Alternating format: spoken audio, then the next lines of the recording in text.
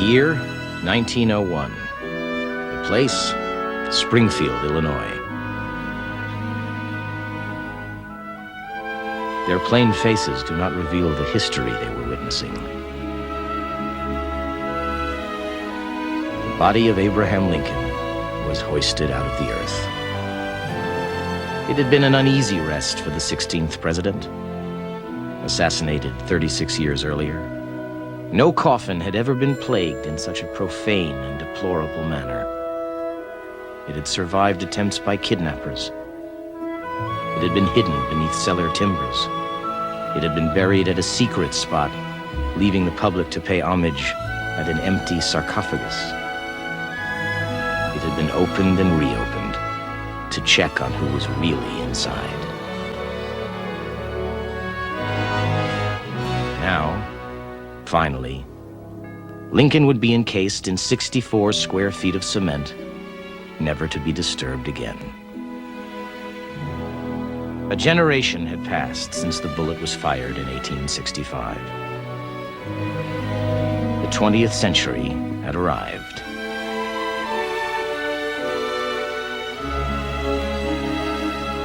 Again and again, we pay him tribute.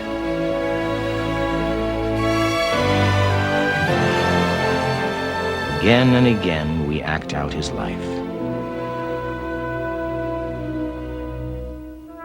Again and again, we tell his story.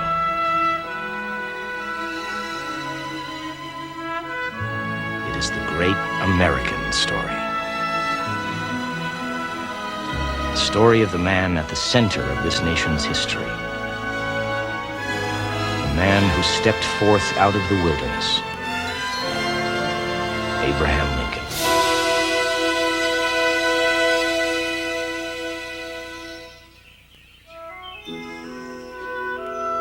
I was born February 12th, 1809 in Hardin County, Kentucky, a mile or mile and a half from where Hodgensville is. I know no means of identifying the precise locality. It was on Nolan Creek. My earliest recollection, however, is of the Knob Creek place. I remember that old home very well. It lay in the valley, surrounded by high hills and deep gorges. We have a vague tradition that my great-grandfather went from Pennsylvania to Virginia and that he was a Quaker. My grandfather's name was Abraham, same as my own. He was killed by the Indians. Further back than this, I had never heard anything. My father, being left an orphan at the age of 6 years, in poverty, became a wholly uneducated man, which I suppose is the reason why I know so little of our family history. It's very strange that I, a boy brought up in the woods and seeing, as it were, but little of the world, should be drifted into the very apex of this great event.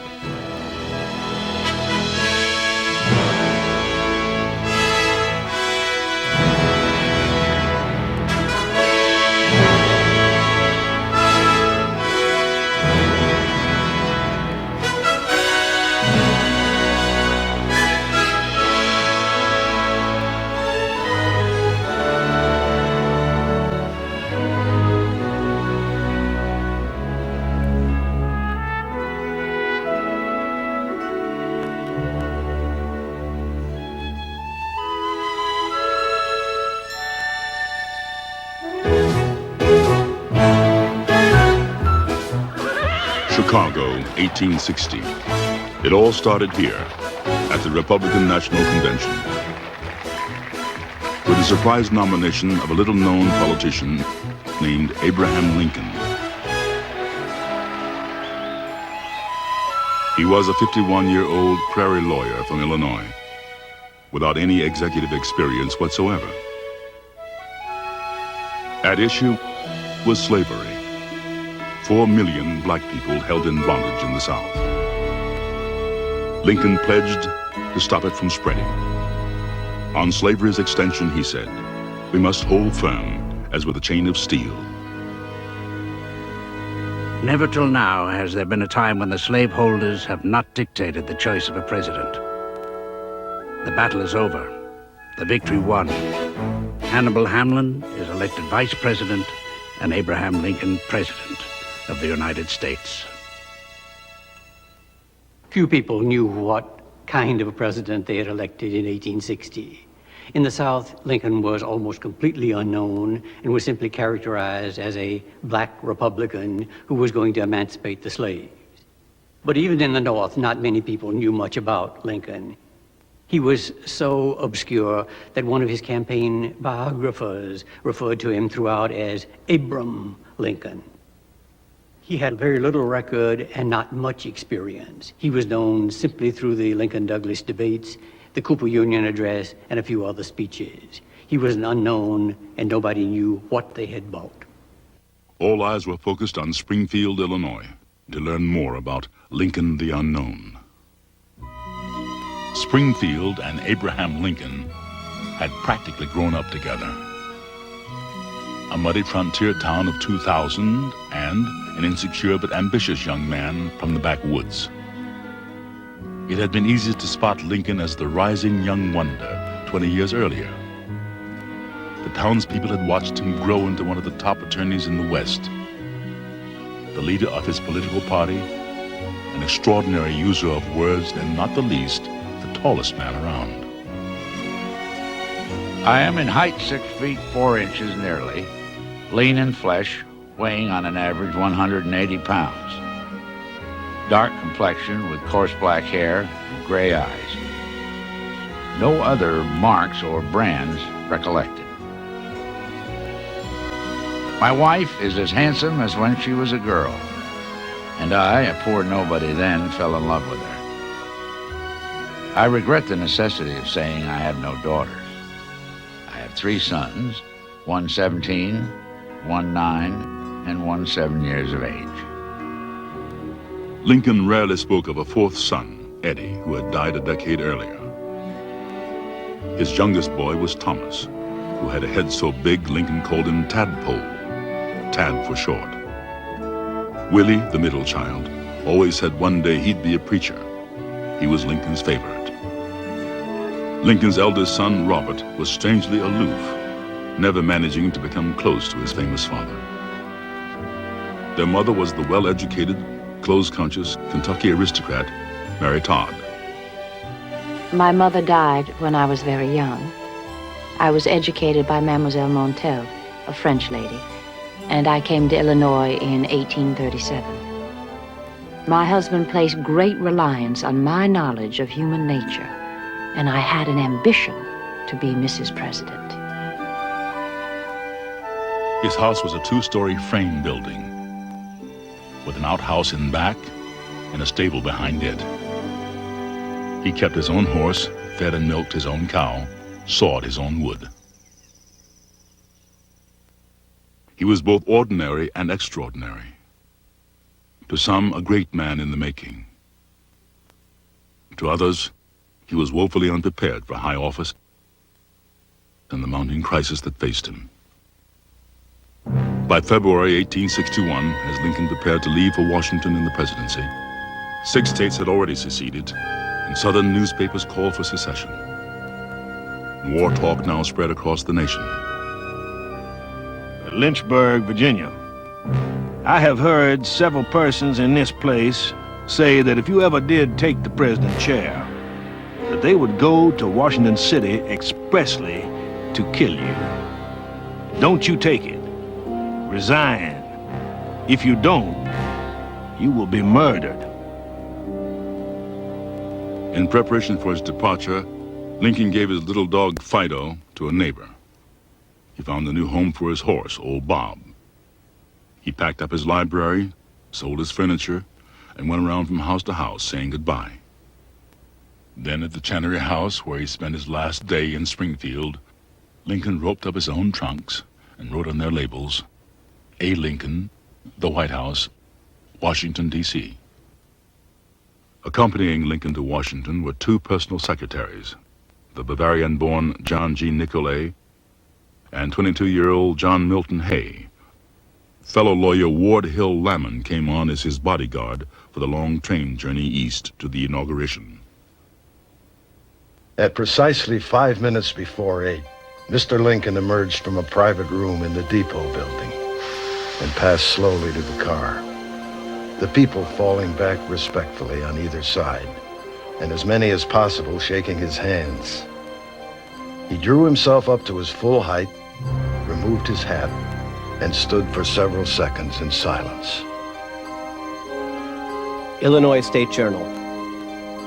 We have known Mr. Lincoln for many years.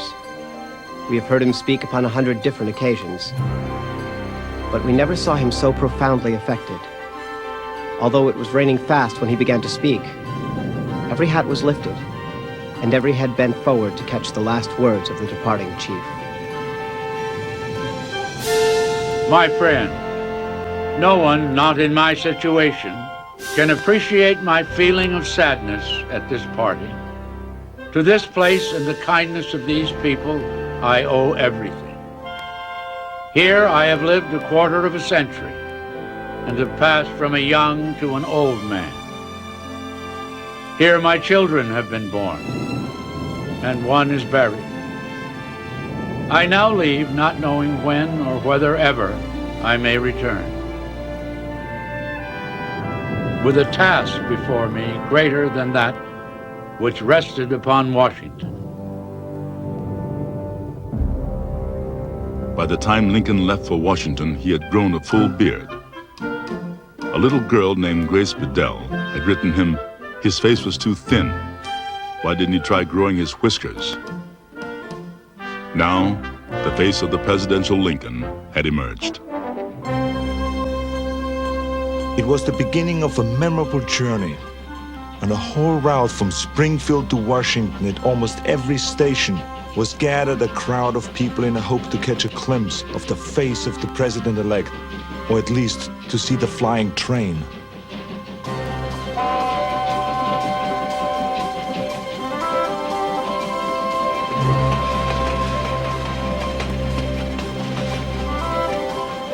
It was supposed to have been his grand entrance, the culmination of a 12-day inaugural journey across America. But the trip was spoiled by news that former Mississippi Senator Jefferson Davis had become president of what was called a new nation, the Confederate States of America, where slavery would be forever legal. There is serious danger of violence and assassination of Mr. Lincoln in his passage through Baltimore. All risk might be easily avoided by a change in a traveling arrangement which would bring his party through Baltimore by night train. The plan had been laid for my assassination. Some friend had given me this soft wool hat. I had never worn one in my life. I put on an old overcoat that I had with me and walked out of the house at the back door. Then I put on the soft hat without being recognized by strangers. For I was not the same man. Detective Allen Pinkerton smuggled Lincoln into a sleeping berth and hid him there, ensuring utter secrecy for the journey. It is now an acknowledged fact that there never was a moment from the day he crossed the Maryland line that he was not in danger of death by violence.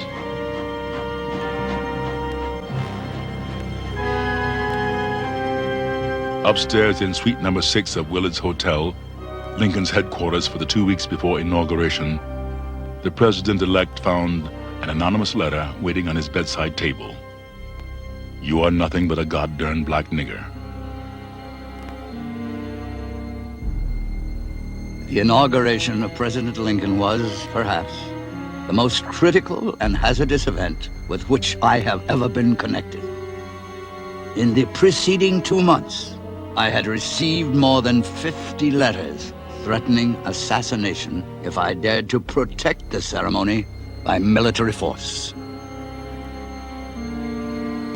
All along the line of the procession, General Scott stationed riflemen at intervals on tops of houses. Thousands of young men had come for the sole purpose of protecting Mr. Lincoln against violence or assassination. all well armed. There were strange rumors and a general feeling of uneasiness and anxiety prevailed.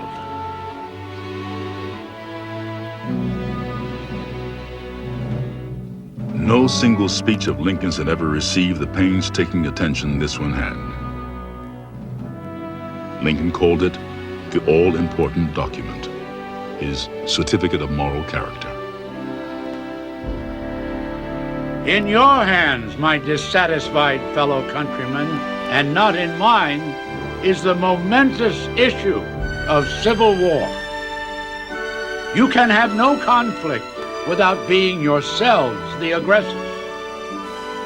You have no oath registered in heaven to destroy the government, while I shall have the most solemn one to preserve, protect, and defend it. We are not enemies, but friends. We must not be enemies. Though passion may have strained, it must not break our bond of affection.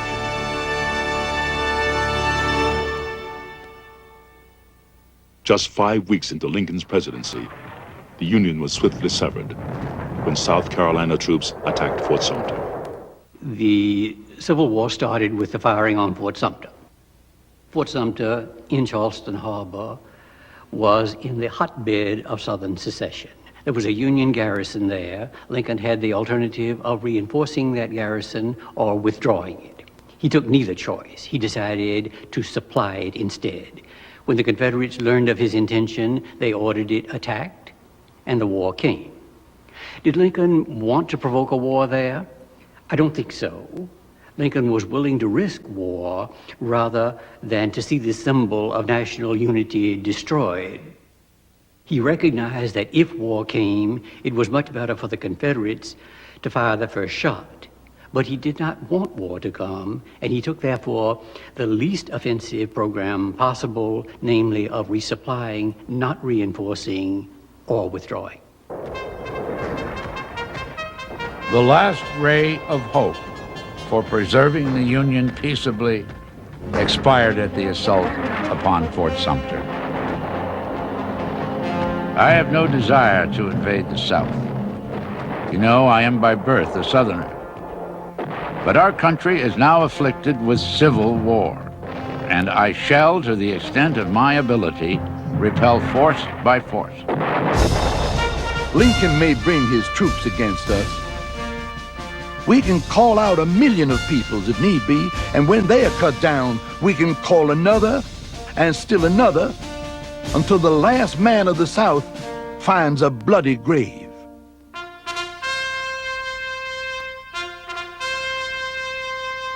The Civil War had begun.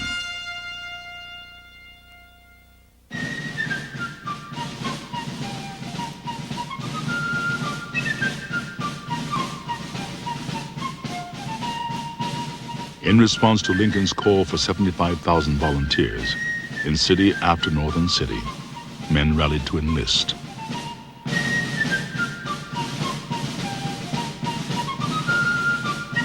With flags waving and bands playing, the New York 7th Regiment headed south, hoping to reach Washington in time to defend it.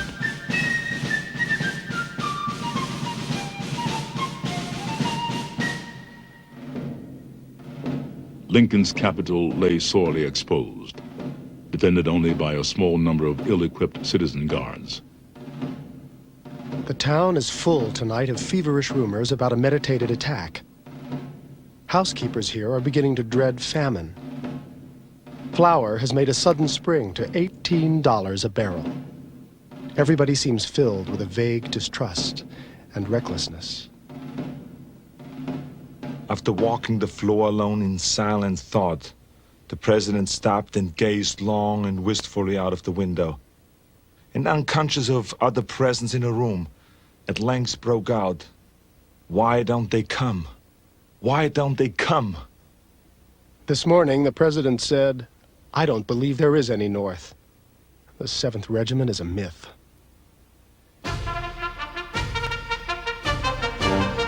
Then at noon on April 25th, the long wait was over.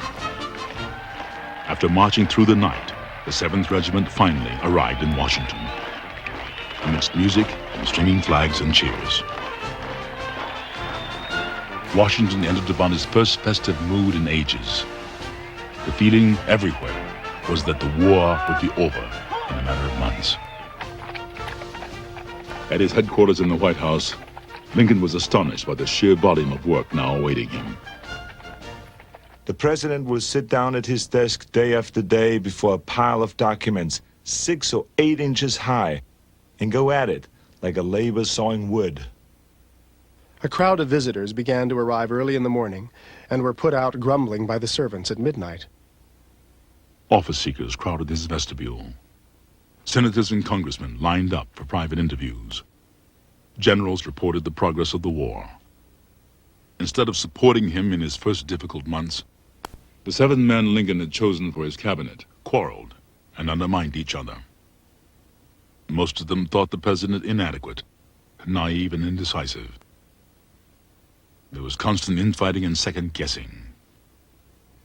One friend warned Lincoln, "They'll eat you up." The president is an excellent man, and in the main wise. But he lacks will and purpose, and I greatly fear he has not the power to command. He joked with everybody on light and grave occasions. Often interrupted a cabinet council to just a half hour with the members before going to work. He told rambling, humorous backwoods stories. You've heard that they call me a rail splitter. Well, one day while I was... Those waiting to see Lincoln in the halls outside his office were often annoyed to hear the president's high-pitched laughter and the slapping of his knee. There is the scar. They say I tell a great many stories. I reckon I do. Just think of such a sucker as me as president. Many people thought that Lincoln was not suited to be president. He was, in their minds, uncouth, uneducated, ill-prepared. In a day when statesmen were supposed to be sober, serious people, they objected to his storytelling and to his laughter in the White House. Others thought he did not have enough moral fervor. Abolitionists particularly said that he should attack slavery in the South more vigorously. But perhaps the leading cause of complaint was Lincoln's slowness. Lincoln did not like to take the lead.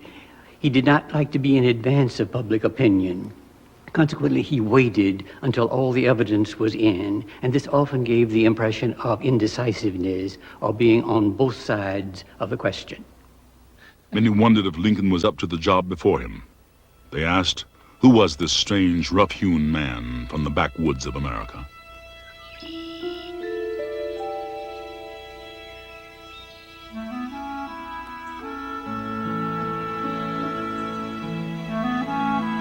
It is a great piece of folly to attempt to make anything out of me or my early life.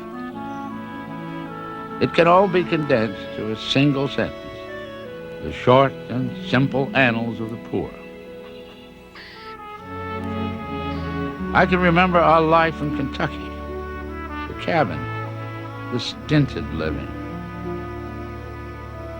Abe was right out in the woods about as soon as he was weaned, fishing in the creek, setting traps for rabbits and muskrats, going on coon hunts with Tom and me and the dogs, following up bees to find bee trees, and dropping corn for his pappy. Mighty interesting life for a boy. My father removed from Kentucky to Indiana in my 8th year. This removal was partly on account of slavery. We reached our new home about the time the state came into the Union. It was a wild region, with many wild animals still in the woods. In the autumn of 1818, my mother died in my 10th year. She knew she was going to die and called the children to her side and told them to be good and kind to their father, to one another, and to the world. Here in this rude house of the milk sickness died one of the very best women in the whole race.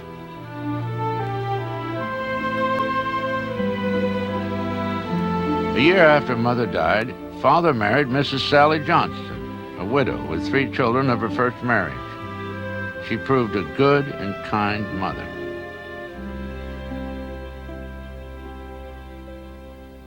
In the fall, we commenced to cut the trees, clear out the brush and underwoods and forest for our new grand old log cabin. It was 1 story, 18 by 20 feet, no passage, 1 window, no glass in it. The house was sufficiently high to make a kind of bedroom overhead, a loft. This was approached by a kind of ladder made by boring holes in the logs. Peg over peg, we climbed aloft, the pegs creaking and screeching as we went. Here I and Abe slept. I made his first pen out of a turkey buzzard feather. After he learned to write, he was scratching his name everywhere. He ciphered on boards when he had no paper or no slate. And when the board would get too black, he would shave it off with a drawing knife and go on again. The aggregate of all my schooling did not amount to 1 year. Of course, when I came of age, I did not know much. Still, somehow, I could read, write, and cipher to the rule of 3.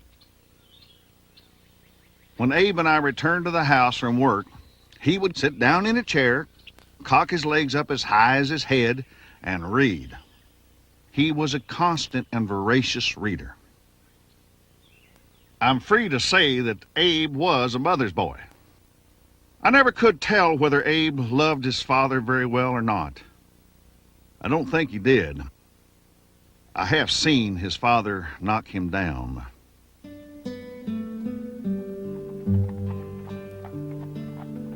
At 21, I came to Illinois and passed the first year in Macon County. I was a hired laborer at $12 a month, mauling rails. In March 1831, I commenced the building of a flatboat on the Sangamon. Then I got to New Salem, where I remained as a sort of clerk in a store. Then came the Black Hawk War, and I was elected a captain of volunteers, a success which gave me more pleasure than any I've had since. I ran for the legislature the same year, 1832, and was beaten. The only time I've been beaten by the people.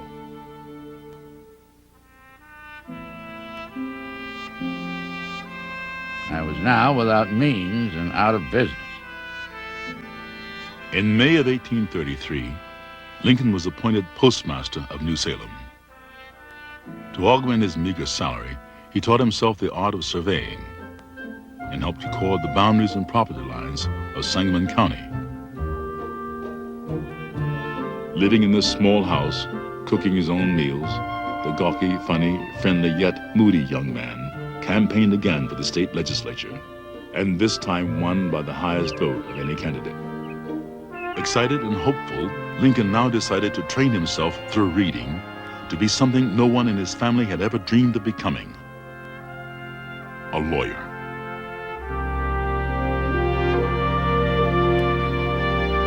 Every man is said to have his peculiar ambition. So I read at New Salem in good earnest. Then I removed to Springfield to practice. 28-year-old Lincoln had moved to Springfield in 1837. He soon had a group of close friends. After he made his home with me, on every winter's night at my store by a big wood fire, 8 or 10 choice spirits assembled. They came there because they were sure to find Lincoln. Male friendships came easily to him, but it was different with women. I am as lonesome here as I ever was anywhere in my life.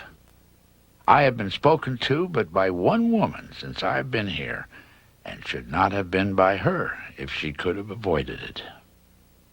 Lincoln's earliest love, Anne Rutledge, had died at the age of 21.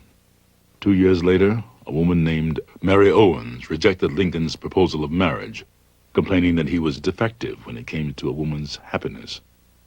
By 1839, Lincoln had become an occasional guest at the Ninian Edwards home, center of the Springfield social scene. There he met a vivacious visitor from Kentucky, 21-year-old Mary Todd. Mary was quick, lively, gay, and frivolous. She loved glitter, pomp, and power, and was an extremely ambitious woman. Mr. Lincoln was a cold man, had no affection, was not social. Mr. Edwards and myself told Mary and Lincoln that their natures, mind, education, and raising were so different they could not live happy as husband and wife, had better never think of the subject again. Despite the objections of Mary's relatives, sometime in the fall of 1840, Lincoln and Mary decided they would marry. But on New Year's Day, 1841, Lincoln lost his nerve. Afraid to take on the responsibility of marriage, he broke the engagement. The 31-year-old lawyer was thrown into a massive depression. Did you know that Mr. Lincoln was as crazy as a loon? Did you know that his special friends had to remove all razors, knives, and pistols from his room that he might not commit suicide? He went crazy, in my opinion, because he doubted his capacity to please and support a wife. In his lunacy, he declared he hated her. His depression would not allow Lincoln to move from his bed, or eat or work. I must regain my confidence in my own ability to keep my resolves when they are made. In that ability, I once prided myself as the chief gem of my character. That gem I lost. I have not regained it, and until I do, I cannot trust myself in any matter of much importance. In the 19th century, physicians called depression melancholia, and Lincoln suffered from it. Sometimes he was severely debilitated because of it. Depression left him feeling tired, blue, logy, but he seemed, in public, to function pretty well. Lincoln coped with depression by telling stories, by taking outdoor exercise, and by mingling with other people. By the summer of 1842, Lincoln's nerve finally returned, and he and Mary worked out a reconciliation. Mary came down one morning and announced she and Mr. Lincoln would be married that night, and I can tell you I was angry. I said, Mary Todd, even a free Negro would give her family time to bake a ginger cake. Mary was my ward, and if she was going to be married, it must be from my house.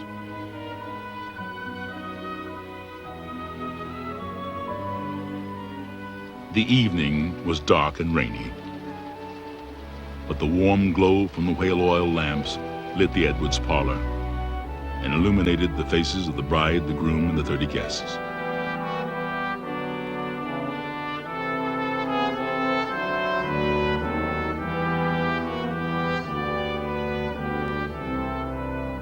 With this ring I thee wed, and with all my worldly goods. Parson Dresser married the couple. For as much as Abraham and Mary have The ceremony was held in front of the Edwards fireplace. and have witnessed the same before God and this company, I pronounce that they are man and wife together. As heavy rain beat against the windows, the odds seemed stacked against them. But Lincoln's doubts were over now. Nothing new here except my Mary, which to me is a matter of profound wonder.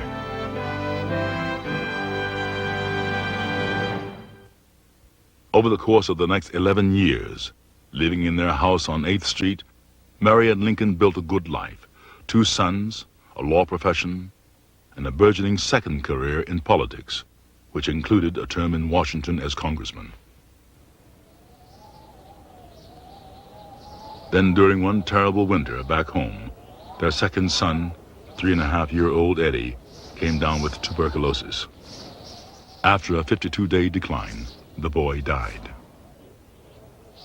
The loss nearly crushed Mary, throwing her into fits of frenzy and numbness. "Eat, Mary, for we must live," begged Lincoln, but nothing worked.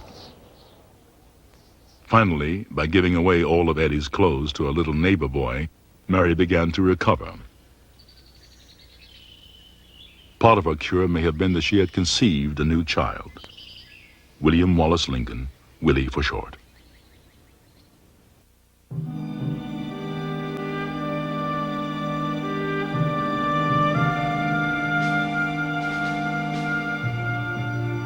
Almighty God, who art a strong tower of defense unto thy servants against the face of their enemies, deliver us not over as a prey unto them, but continue thy mercies towards us, that all the world may know that thou art our mighty deliverer, through Jesus Christ our Lord.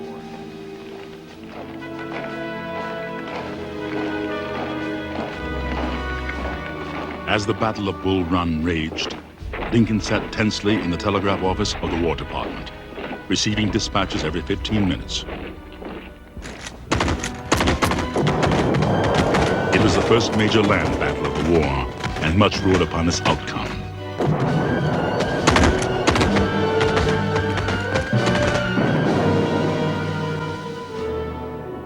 By morning, Lincoln knew that General Irvin McDowell's Union troops had been routed by the better trained Confederates of General Beauregard. The capture of Washington seems now to be inevitable. While Lincoln, Scott, and the cabinet are disputing who is to blame, the city is unguarded and the enemy at hand. If the rebel forces had known the extent of their success, the capital would easily have fallen into their hands. The result of this battle took the whole country by surprise. It revealed to the president for the first time the prospect of a long and bloody war. It was now deemed necessary to place a younger commander at the head of the army. I have new infirmities, dropsy and vertigo. I must have surgery and medicine, repose of mind and body. It is with deep regret that I withdraw myself in these momentous times from the orders of a president who has treated me with a distinguished kindness and courtesy. The hallmark of Winfield Scott was his loyalty to his president. It would be a different matter with his young successor, George B. McClellan. I am becoming daily more disgusted with this administration, perfectly sick of it. I have one strong point. I do not care one iota for my present position. I wish here to record what I consider a portent of evil to come. The President, Governor Seward, and I went over to McClellan's house. After we had waited an hour, McClellan came in and went upstairs, passing the room where the President and Secretary of State were seated. They waited about half an hour, and sent once more a servant to tell the general they were there. And the answer came that the general had gone to bed. I merely record this unparalleled insolence without comment. In the second half of 1861, Lincoln experienced severe problems inside his own administration. There was serious corruption in the War Department under Simon Cameron. There was chaos in the West under the scheming General Fremont. There was mounting criticism, even from Chief Justice Roger Brooke Torney, that the president was encouraging illegal arrests of suspected Southern sympathizers. Lincoln was being called an out-and-out dictator. Lincoln's opponents called him a dictator. He assumed more powers than any other American president ever has. He suspended the writ of habeas corpus. He ordered the arrest of those who were critical of his administration. He suppressed hostile newspapers. He did not think of himself as a dictator. He was acting in a grave crisis when it was necessary to take emergency measures. He likened his actions to those of a physician who encounters a man who has swallowed poison inadvertently. He needs to be given a strong emetic to make him throw up. But to give him that medicine does not give him a taste for it in the future. So Lincoln thought of the United States. I am president of one part of this divided country at least. But look at me. With a fire in my front and rear, having to contend with the jealousies of the military commanders, my position is anything but a bed of roses. I consider myself fortunate if at 11 o'clock I find myself in my room and my tired and weary husband is there to receive me, to chat over the occurrences of the day. Feeling useless and alone, Mary turned for relief to a whirlwind of spending on clothes and jewelry. I must dress in costly materials. The people scrutinize every article that I wear. The very fact of having grown up in the West subjects me to searching observation. To keep up appearances, I must have money. More than Mr. Lincoln can spare for me. Mary's New York shopping sprees became notorious as she squandered money at the splendid emporiums. There was also the one real task that etiquette would allow a president's wife, the refurbishing of the White House.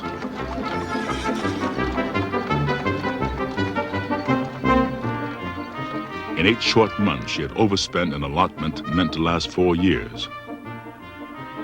I often laugh and tell Mr. Lincoln that I am determined my next husband shall be rich. Mr. Lincoln is too honest to make a penny outside of his salary. Consequently, I have no alternative but to run in debt. If he knew the extent, the knowledge would drive him wild. Mary tried to hide the extravagances from the president until it was no longer possible. I have called, Mr. President, on a matter about which I have no official concern. Mr. Carroll has presented a bill of some $7,000 over the appropriation for furnishing this house, and before I can pay it, it must have your approval. It was all wrong to spend 1 cent at such a time. The house was furnished well enough, better than any one we ever lived in. It can never have my approval. I'll pay it out of my own pocket first. It would stink in the nostrils of the American people to have it said that the President of the United States had approved a bill overrunning an appropriation of $20,000 for flub-dubs for this damned old house, when the soldiers cannot have blankets.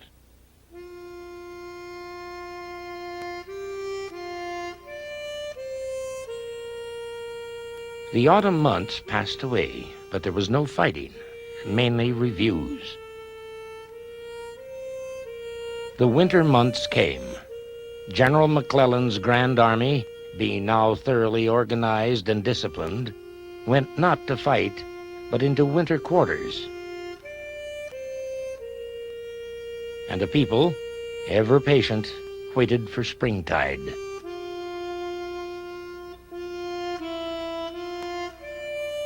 We have had no war. We have not even been playing war. We should be sweeping treason out with fire and sword. McClellan has got to fight or run away. During the first year of the administration, the House was made lively by the games and pranks of Mr. Lincoln's 2 younger children, William and Thomas. Indulged and without discipline, Willie and Tad thought of the White House as their special domain. They used it with abandon. They drove goats through its stately East Room, set up refreshment stands, ordered the servants about, broke the furniture, and in general took full advantage of Lincoln's desire to let them run free. Tad was a merry, warm-blooded, kindly little boy, perfectly lawless. He ran continually in and out of his father's cabinet, interrupting his gravest labors and conversations.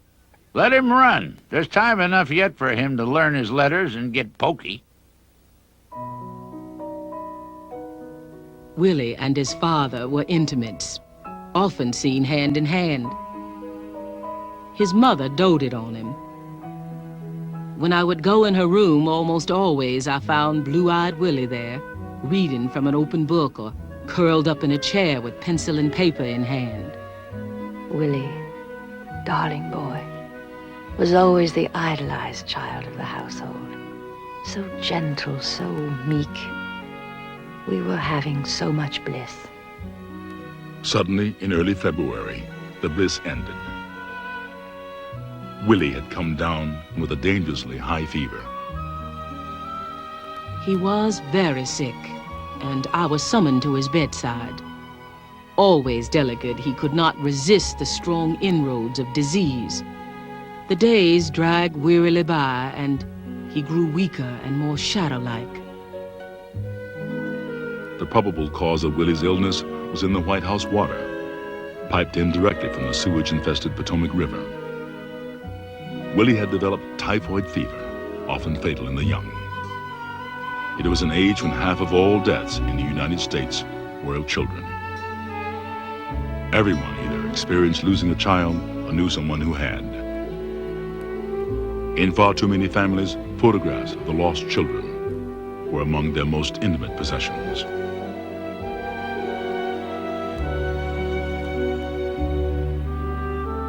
I trust never to witness such suffering ever again, Mary had said after helping a friend through her child's death from typhoid in 1860.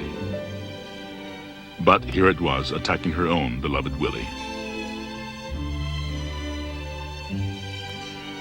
All that human skill could do was done for our boy. I fully believe the severe illness he passed through was but a warning to us that one so pure was not to remain long here. I was worn out with watching and was not in the room when Willie died, but was immediately sent for. I assisted in washing him and laid him on the bed when Mr. Lincoln came in. He came to the bed and lifted the cover from the face of his child, gazed at it long and earnestly. I never saw a man so bowed down with grief. I was lying half asleep on the sofa in my office when his entrance roused me. "Well, Nikolay," said he, "my boy is gone. He's actually gone." And bursting into tears, turned and went into his own office. Lincoln was devastated. Twice he had his son disinterred so he could gaze upon his face. And each Thursday, he shut himself away in the boy's bedroom to mourn. But slowly, Lincoln came to terms with Willie's death. He simply refused, finally, to become trapped in his grief. I believe it is the inalienable right of man to be happy or miserable at his own decision. And I, for one, make the choice of the former.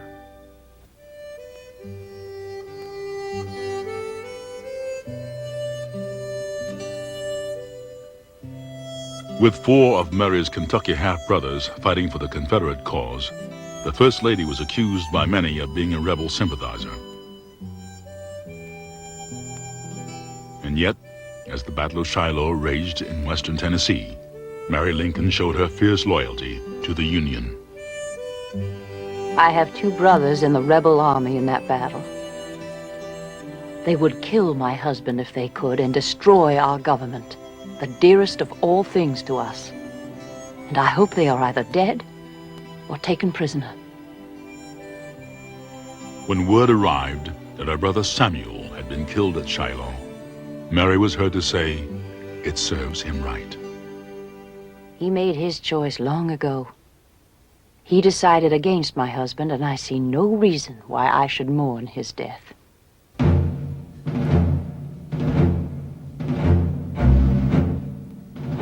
Determined to become an effective commander, Lincoln threw himself into the running of the war. He made daily trips to the military camps surrounding Washington, meeting the soldiers, sharing the generals' councils. Lincoln vigorously backed the building of a fleet of heavily armed warships called ironclads. Low in the water, carrying a revolving gun, the Monitor was Lincoln's surprise weapon. Lincoln decided in May to actually take to the field as Commander-in-Chief. He spent a week directing an attack on Norfolk, Virginia. When General George McClellan continued to procrastinate, Lincoln had finally heard enough. General McClellan, either attack Richmond or give up the job. He was now finally in full charge of the war. Even Lincoln's iron-willed Secretary of War, Edwin Stanton, soon found he was no match for the president. Mr. President, your order cannot be executed. Mr. Secretary, I reckon you'll have to execute the order. Mr. President, I cannot do it. The order is an improper one, and I cannot execute it. Mr. Secretary, it will have to be done. Lincoln with very little experience, started by expecting to depend on expert advice. The Sumter crisis, where he turned for advice to his cabinet advisors, all of whom were leading Republican politicians with more national experience than he had, taught him that he had to rely on his own opinions. In the following year, the delays caused by George B. McClellan and Don C. Buell in leading their armies led him to distrust military expertise. By late 1862, Lincoln had come to realize that a president must himself make policy decisions and then see that the experts carry them out. When we first went to Washington, many persons thought that Mr. Lincoln was weak. But he rose grandly with the circumstances, and men soon learned that he was above them all. I shall not leave any card unplayed. I expect to maintain this contest until successful, till I die, or am conquered, or my term expires, or Congress or the country forsakes me.